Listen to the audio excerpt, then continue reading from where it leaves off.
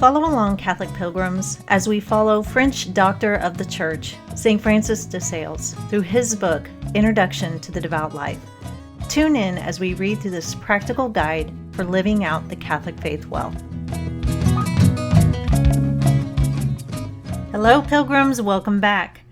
Today we are entering into the third part, and it is all about practicing the virtues. Our first reading today is longer than normal, and so I want to jump right in and get started. Everybody's time is precious, I know. So go ahead and grab your books and open to chapter 1 of the third part. Chapter 1. The selection of virtues to be practiced.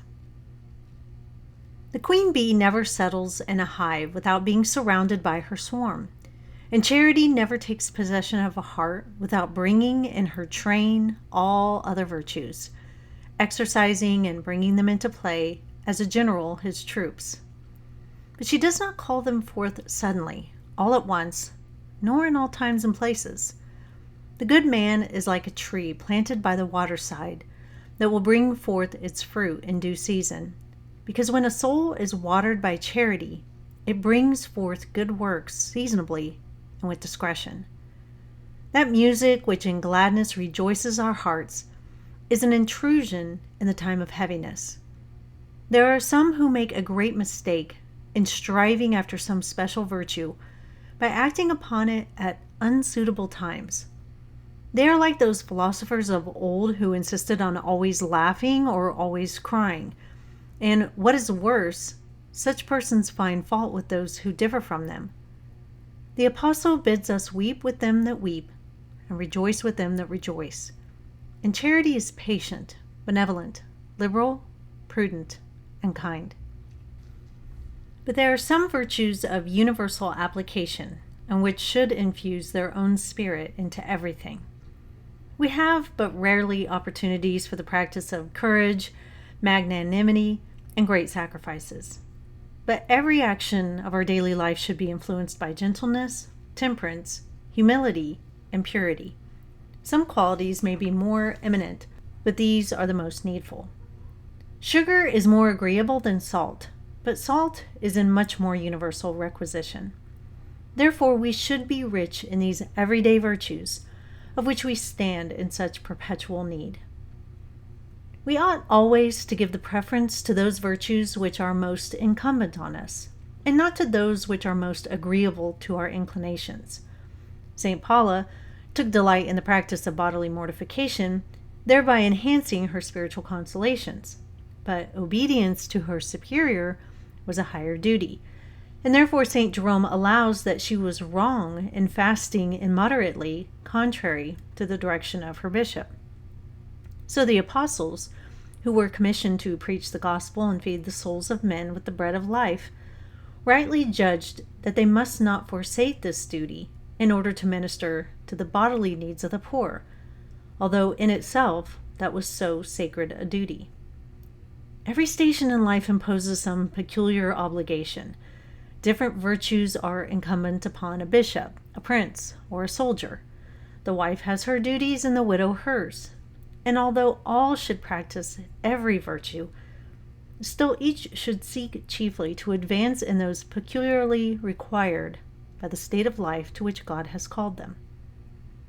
Amongst those virtues not especially involved by our position, we should cultivate the most excellent rather than the most showy.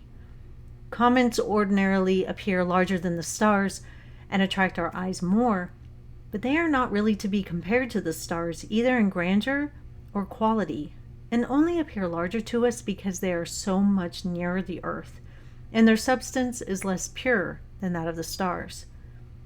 In the same way, there are some virtues which approach our senses and are, so to say, material, and are therefore highly esteemed and preferred by ordinary men, who thus will exalt temporal almsgiving above spiritual, or fasting, discipline and bodily mortifications above gentleness, cheerfulness, modesty, and other acts of discipline of the heart, which are in truth greatly preferable.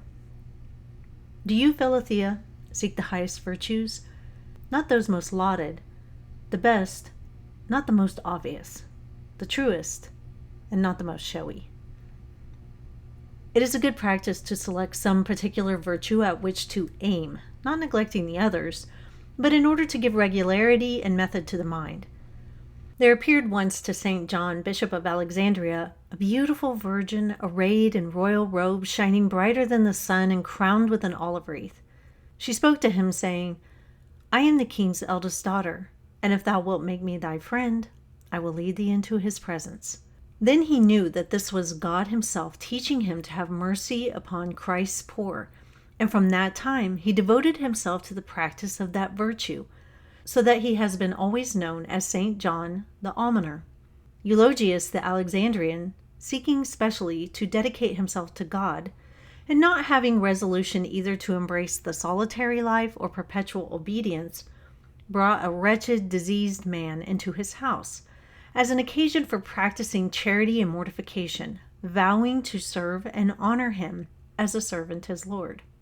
After a while, both parties being disposed to separate, they referred their case to St. Anthony the Great, who replied, "Beware, my sons, that you part not, having so nearly approached the end of your journey, for if the angel of death does not find you together, both are in danger of losing their crowns."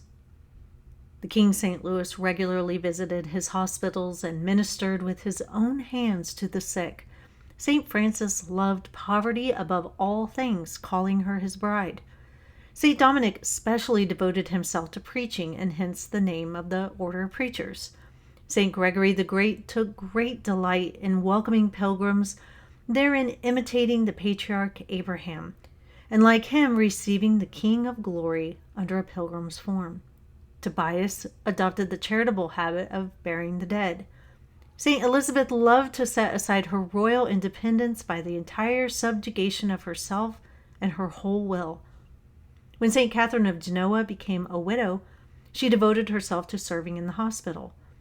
Cassian relates how a certain devout woman, desiring to practice the virtue of patience, had recourse to St. Athanasius, who assigned to her as a companion a poor widow of a fretful, irritable, passionate temper, who, rendering herself almost insupportable to the pious maiden, afforded her ample scope for the practice of forbearance and gentleness. So amongst the servants of God, some have devoted themselves to tending the sick, some to visiting the poor, others to the advancement of Christ's religion amongst little children, others to the restoration of lost and wandering souls, some to the especial care of the church and altars, others to the promotion of peace and concord amongst men, thus resembling embroiderers who work their gold, silver, and silk onto various materials, thereby producing all manner of beautiful flowers. For these pious souls who adopt some especial practice of devotion use it as the groundwork whereon they embroider countless other virtues, thus regulating and giving method to all their good works and affections by means of this their chief object, and arraying their soul in a vesture of gold wrought about with divers colors. If we are hindered by some particular vice, we should as far as possible strive to cultivate the opposite virtue, making all things tend to it, for by this means we shall subdue the enemy, and not cease to advance in all virtue. If I am specially tempted with pride or anger, I must, above all things, seek to practice humility and gentleness, and call in all my other devout acts of prayer, the sacraments, prudence, perseverance, and temperance to my aid. For even as the wild boar whets his tusks by the help of his other teeth, thereby sharpening them also, so the good man who seeks to perfect himself in that virtue of which he stands most in need should whet and sharpen it by the practice of other virtues, which will thus themselves become stronger and brighter. So it was with Job, who, whilst especially seeking to learn patience under temptation, became very holy and grounded in all other goodness. And St. Gregory Nazianzen says that by the help of one virtue heartily practiced, men may attain to all holiness, instancing Rahab, who, having practiced the duty of hospitality, received such glory of God. But for this we require great devotion and exceeding favor and charity. What wisdom is contained in today's readings, and there is so much that we could talk about. And I hope you give it another read through on your own, because there is so much good insight given that we just don't have time to cover it all. I'm currently reading the book The Power and the Glory by Graham Greene. I find it a very engaging book, though currently it's slightly depressing. To summarize very quickly, the story centers around a priest who is trying to evade authorities during the 1930s in Mexico. This is a time of Catholic persecution. The priest is one of the last remaining in the southern region, and he's constantly trying to escape capture. The thing with this priest is that he is not necessarily a good priest.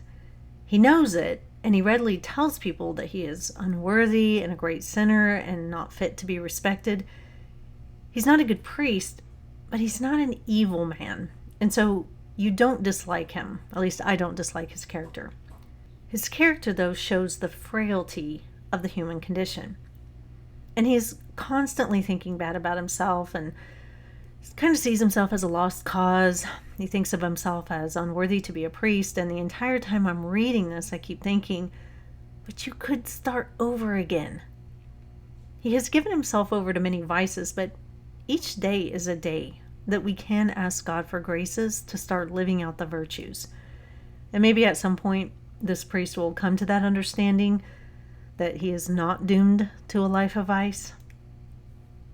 St. Francis today is giving us an introduction into practicing the virtues.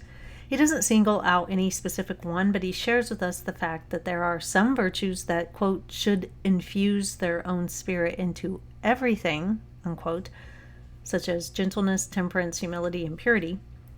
And there are some virtues that won't be practiced all the time, such as courage, magnanimity, and great sacrifices. Some virtues will come easy to us, and some won't. Some virtues are more necessary for different stations of life. St. Francis says, quote, different virtues are incumbent upon a bishop, a prince, or a soldier. The wife has her duties, and the widow hers. And although all should practice every virtue, still each should seek chiefly to advance in those peculiarly required by the state of life to which God has called him, unquote. And with all that said, I'm looking forward to this deep dive into practicing the virtues. I think we are going to be challenged in ways we never have before, and that should be exciting to us. So I'll see you back here soon, and until then, live the faith boldly and travel well.